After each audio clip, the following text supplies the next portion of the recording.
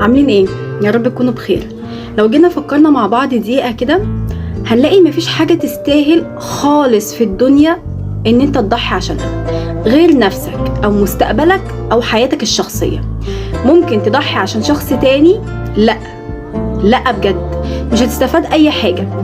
لو فكرنا كده مع بعض ولقينا ان احنا مثلا ضحينا عشان ناس كتير قوي في حياتنا، هنلاقي ان احنا ما خدناش اي حاجة غير وجع القلب.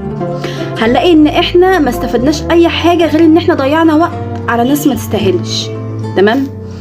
فلما تيجوا تفكروا مع بعض كده بكل هدوء وبالراحة هنلاقي ان مفيش حاجة مستاهلة والله ان احنا نضيع وقتنا ومجهودنا علشانها. تمام؟ فانا شايفة ان انتوا ما تضيعوش وقتكم على حزن او على شخص او على ماضي راحوا. احنا نضيع وقتنا في حاجة مفيدة، في مستقبلنا، في شغلنا، في حياتنا. ده اللي هنستفاد منه. فزي ما بقول لكم كده، ده اللي هنستفاد منه في حياتنا مش اكتر. احنا حياتنا، شغلنا، دراستنا، كل ده انا اكون لنفسي قبل ما اكون لحد. اهتم بنفسي قبل ما اهتم بشخص.